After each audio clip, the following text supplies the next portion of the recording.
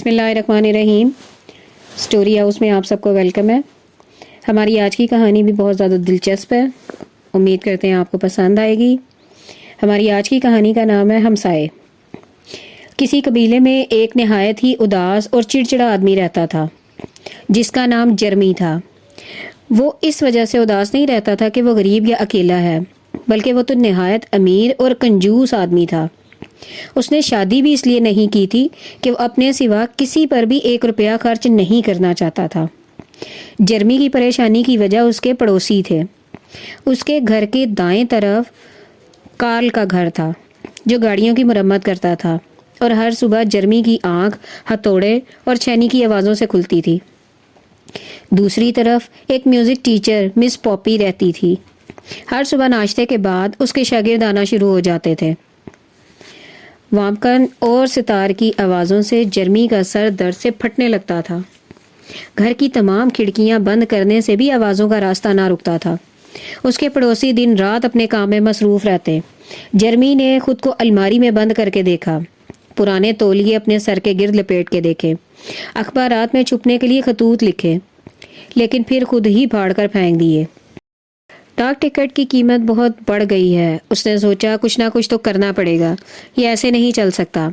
Karl अपने घर के अगले हिस्से में गाड़ियों की मुरम्मत करता था। एक दिन जर्मी चुपके से उसके किचन की खिड़की से कूदकर अंदर चला गया और एक मुर्दा चूहा उसके फ्रिज में रख दिया। फिर सोचने लगा कि शायद इस तरकीब से मुझे काल से निजात मिल जाए, क्योंकि चूहों भरे घर में कोई भी नहीं रहना चाहता। वो यकीनन घर छोड़कर चला जाएगा। जर्मी दिल ही दिल में मुस्कुराया। इसी रोज़ रात 12 बजे वो अपने घर की छत पर चढ़ा और पॉपी के घर की चिमनी में मुंह डालकर एक खौफनाक आवाज़ निकाली, हाओ, और वो फिर मुसलसल चिल्लाने लगा। अब शायद मुझे पॉपी से निजात मिल जाए, क्योंकि आसेब ज़दा घर में भी कोई नहीं रहना चाहता। वो यकीनन घर छोड़कर चली जाएगी। ये सोचकर वो सुकून से सो गया। अगली सुबह जर्मी की आंख शोर से खुल गई। गाड़ियाँ उसके घर के आगे आकर रुक रही थीं। लोगों के हंसने बोलने की आवाज़ें भी आ रही थीं। उसने अपनी खिड़की से बाहर झांका। कार्ल अपने घर के बाहर एक मेज सजाकर बैठा था जिस पर एक केतली, एक डबल रोटी का पैकेट और एक केचप की बोतल रखी थी। बहुत से लोग वहां जमा थे। कार्ल ने जर्मी को खिड़की से झांकते हुए देखकर आवाज़ लगाई, मैं आज अपना किचन इस्तेमाल नहीं कर सकता, वहां चूहे आ गए हैं। अम्मी सफाई कर रही हैं। उन्होंने मुझसे कहा कि आज मैं नाश्ता बाहर बैठकर कर सकता हूँ।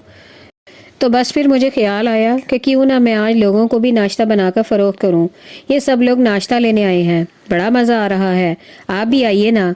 जर्मी कुछ कहने ही वाला था कि पॉपी अपने घर से बरामद हुई। ओह मिस्टर जर्मी, कार्ल, क्या आप लोग पूछ सकते हैं कि कल रात मेरे घर में क्या वाक़या पेश आया?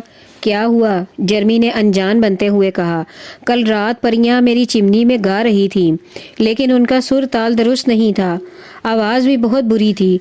मेरा ख्याल है कि वो मुझसे मौसीकी की तालीम हासिल करना चाहती हैं। बस अब मैंने सोच लिया है कि दिन में बच्चों को और रात में परियों को मौसीकी की तालीम दूंगी। पॉपी ने पुरजोश लहजे में कहा।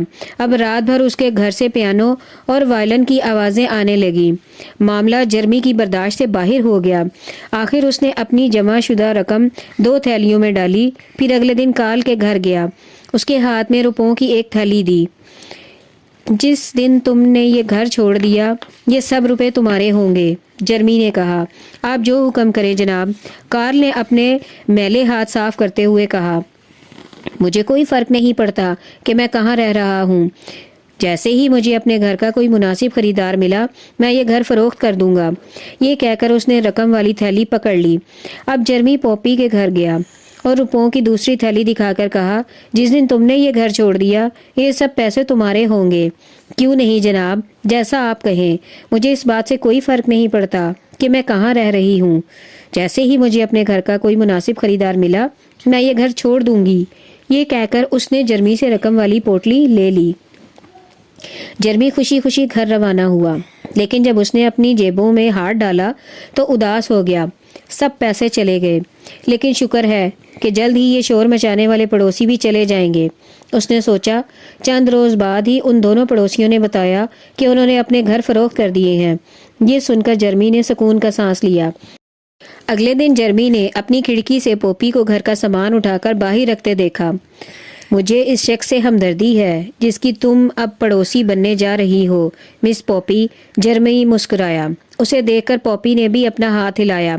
میری خوش قسمتی دیکھیے مسٹر جرمی، کل ہی مجھے ایک ایسا گاہک مل گیا جو اپنا گھر بیچنا چاہتا تھا، تو میں نے اسے اپنا گھر فروخت کر کے اس کا گھر خرید لیا۔ اسی وقت کارل اپنے گھر سے بھاری بھرکم اوزاروں کا باکس لے کر باہر نکلا۔ کیا حال ہے پوپی؟ نیا گھر مبارک ہو۔ کارل نے مس پوپی کو مسکراتے ہوئے مبارکباد دی۔ بالکل ٹھیک کارل، تمہیں بھی نیا گھر مبارک ہو، پوپی نے جواب دیا، اور دیکھتے ہی دیکھتے کارل پوپی کے گھر اور پوپی کارل کے گھر منتقل ہو گئے۔ جرمی یہ دیکھ کر حیران و پریشان رہ گیا۔ پھر کارل نے نئے گھر کی خوشی میں دعوت دی جس میں ساری رات شور و گل ہوتا رہا۔ جرمی اپنے گھر میں بیٹھا یہ سارا شور و گل سن کر اپنی قسمت کو روتا رہا۔ وعدے کے مطابق اس کے پڑوسیوں نے گھر تبدیل کر لیے مگر پھر بھی وہی رہے، اس کے پڑوسی ہی رہے۔ البتہ جرمی جیسے کنجوس آدمی کی ڈھیر ساری رقم ضرور برباد ہو گئی۔ یہ تھی ہماری آج کی چھوٹی سی کہانی۔ امید کرتے ہیں آپ کو پسند آئی ہوگی۔ ہمیں اپنی دعاؤں میں یاد رکھیے، میرے چینل کو سبسکرائب کیجیے، میری ویڈیو کو لائک کیجیے، شیئر کیجیے۔ اللہ حافظ۔